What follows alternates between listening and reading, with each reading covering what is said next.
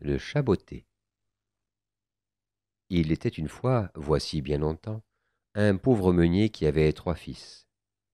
Les 2 aînés étaient très paresseux, mais le plus jeune travaillait dur. À sa mort, le meunier ne laissa à ses enfants que son moulin, son âne et son chat. Le plus vieux reçut le moulin, le second l'âne, et le troisième n'hérita que d'un chat. Ses frères l'auraient probablement noyé. Les aînés s'empressèrent de vendre le moulin et l'âne. Et, comme ils ne travaillaient pas, ils eurent vite dépensé tout leur argent. Le plus jeune se désolait. Que vais-je faire avec ce matou? Je pourrais me confectionner des gants avec sa fourrure, mais cela ne m'empêchera pas de mourir de faim. Le chat, qui avait d'autres projets, prit la parole. Vous avez tort de vous plaindre, mon bon maître, lui dit le chat, à sa grande surprise. En échange de ce que vous faites pour moi, je vous apporterai le bonheur. Donnez-moi seulement un sac et une paire de bottes, et je ferai votre fortune, insista le chat.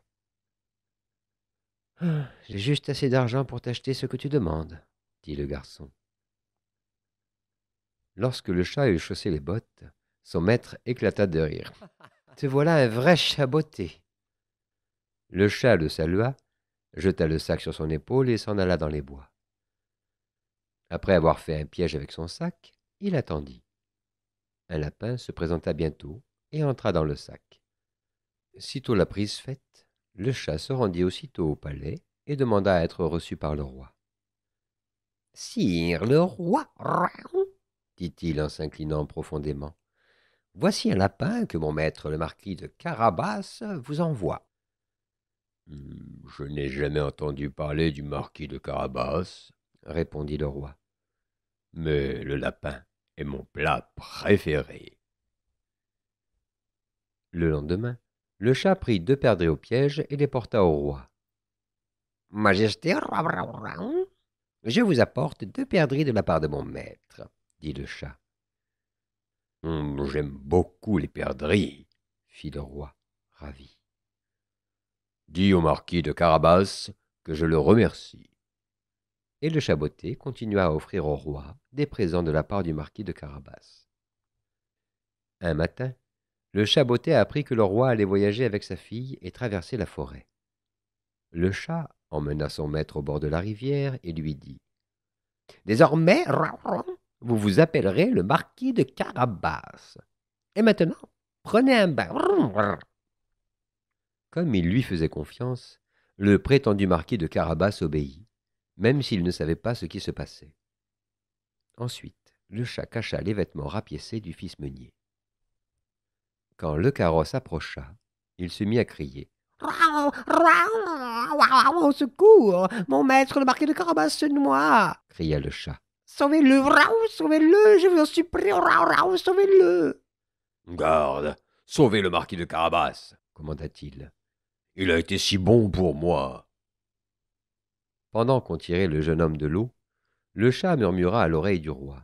« Majesté, des voleurs ont emporté les habits de mon maître. » Le roi ordonna à l'une de ses servantes de retourner au palais et d'en ramener un costume pour le marquis de Carabas. Quand le fils du meunier eut revêtu ses beaux habits, il aurait pu passer pour un prince. Dès qu'elle le vit, la fille du roi en tomba amoureuse. Le roi invita le jeune homme dans son carrosse. « Me ferez-vous l'honneur de venir au château du marquis de Carabas, majesté ?» proposa le chat. Le roi accepta. Le chat partit devant. Le chat botté était ravi de la manière dont s'exécutait son plan. Tandis que le roi, la princesse et son maître roulaient carrosse, il s'élança sur la route de toute la vitesse de ses bottes et annonça aux paysans qu'il rencontrait. « Bonnes gens, le roi arrive! Dites-lui que ce champ appartient au marquis de Carabas, sinon vous serez haché menu et vous serez transformé en pâté. » Il en fut comme il le souhaitait. Partout où il passait, le roi demandait « À qui donc appartient toutes ces terres ?» Et on lui répondait « À notre maître, le marquis de Carabas. » Ce marquis possède un vaste domaine et une grande fortune, pensa le roi, très heureux. Le marquis de Carabas n'avait pas la moindre idée de ce qui se passait. Le chat arriva enfin dans un château appartenant à un ogre qui possédait toutes les terres et que le roi avait traversé. Il entra dans le château. Le chat salua respectueusement l'ogre. « Je suis très honoré de voir l'homme le plus puissant du monde. Je suis venu vous informer que des bruits courent sur vous, seigneur. »« Quel bruit ?»« On prétend que vous êtes trop vieux pour avoir encore des pouvoirs magiques, » répondit le chat. Ces mots rendirent l'ogre furieux. « On m'a assuré que vous aviez le don de vous changer en lion, autrefois.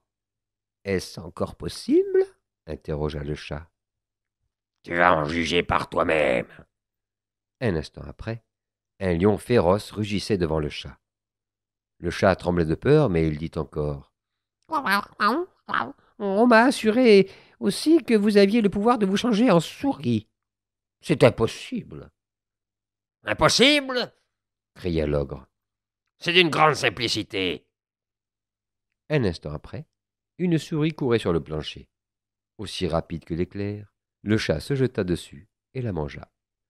Ainsi périt l'ogre. Le carrosse royal arriva au château. Le chat courut au-devant et dit au roi. « Que votre majesté soit la bienvenue au château du marquis de Carabas. Si vous voulez bien entrer, la maison est à vous. »« Je n'ai jamais vu une cour aussi magnifique, » dit la princesse, ouvrant de grands yeux éblouis. Un festin digne d'un roi les attendait. Le roi fut enchanté par l'immense fortune et les qualités du marquis. « Marquis de Carabas, il ne tient qu'à vous d'épouser ma fille, » proposa-t-il. « Épouser une aussi jolie princesse ressemble à un beau rêve, » se dit le meunier, et il se hâta d'accepter. Un grand mariage eut lieu le jour même. Le chat botté était très heureux pour son maître. Le marquis de Carabas le remercia et lui assura à jamais une vie heureuse.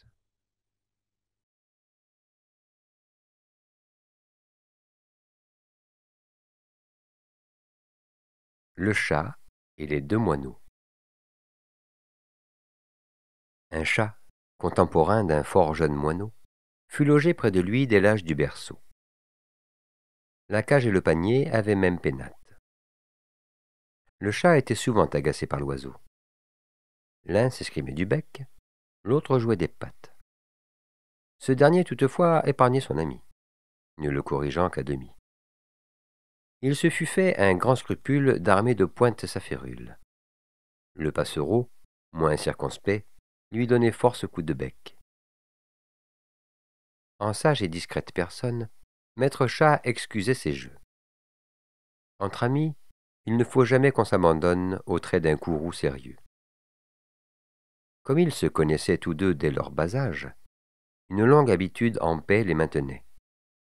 Jamais en vrai combat le jeu ne se tournait. Quand un moineau du voisinage s'en vint les visiter et se fit compagnon du pétulant Pierrot et du sage Raton. Entre les deux oiseaux, il arriva querelle, et Raton de prendre parti. « Cet inconnu, dit-il, nous la vient donner belle, d'insulter ainsi notre ami. Le moineau du voisin viendra manger le nôtre? Non, de par tous les chats. » Entrant lors au combat, il croque l'étranger. « Vraiment? » dit Maître Chat. « Les moineaux ont un goût exquis et délicat. » Cette réflexion fit aussi croquer l'autre. Quelle morale puis-je inférer de ce fait? Sans cela, toute fable est une œuvre imparfaite. J'en crois voir quelques traits, mais leur ombre m'abuse. Prince, vous les aurez incontinent trouvés. Ce sont des jeux pour vous, et non point pour ma muse. Elle et ses sœurs n'ont pas l'esprit que vous avez. Les animaux malades de la peste, de Jean de La Fontaine. Un mal qui répand la terreur, mal que le ciel en sa fureur inventa pour punir les crimes de la terre.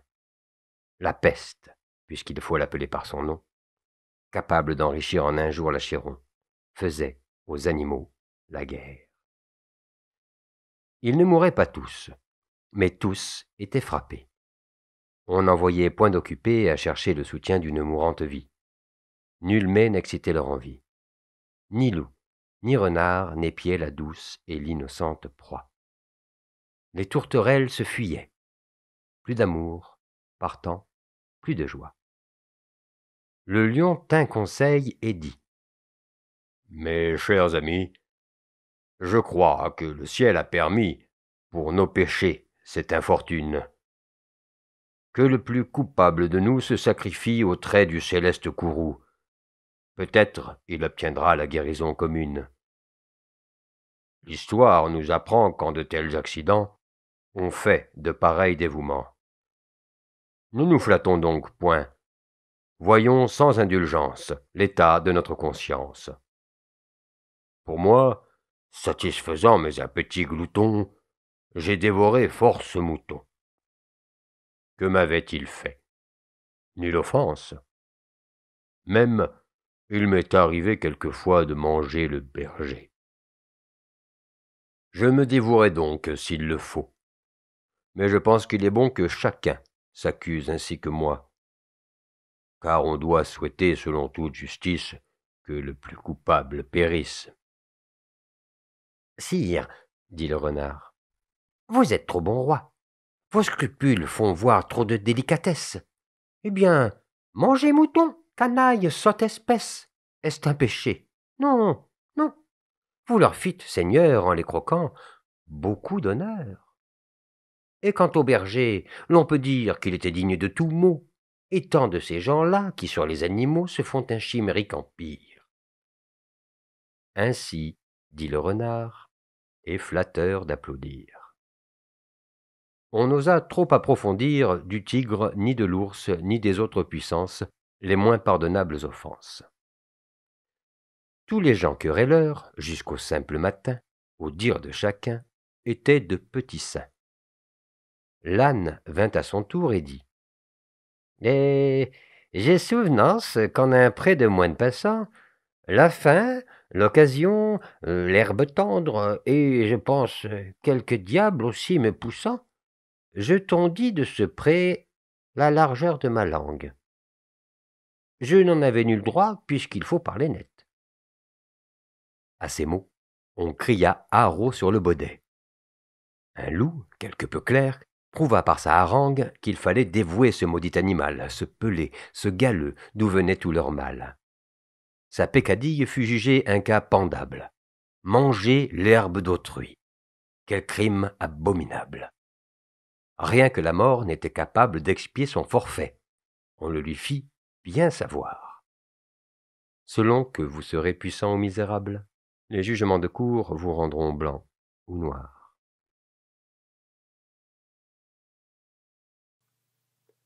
Le cadeau d'insulte.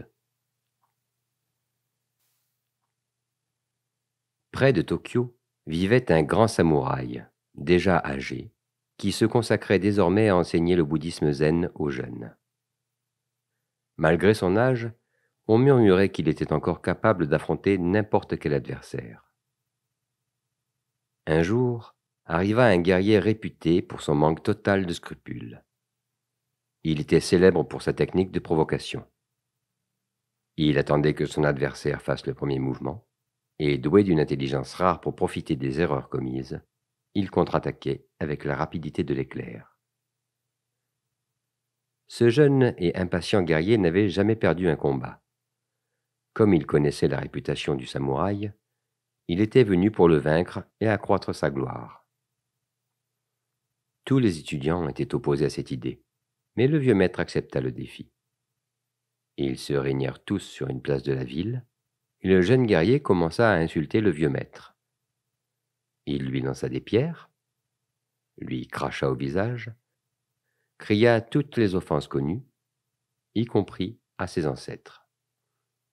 Pendant des heures, il fit tout pour le provoquer, mais le vieux resta impassible. À la tombée de la nuit, se sentant épuisé et humilié, L'impétueux guerrier se retira. Dépités d'avoir vu le maître accepter autant d'insultes et de provocations, les élèves questionnèrent le maître. « Comment avez-vous pu supporter une telle indignité? Pourquoi ne vous êtes-vous pas servi de votre épée, même sachant que vous alliez perdre le combat, au lieu d'exhiber votre lâcheté devant nous tous? »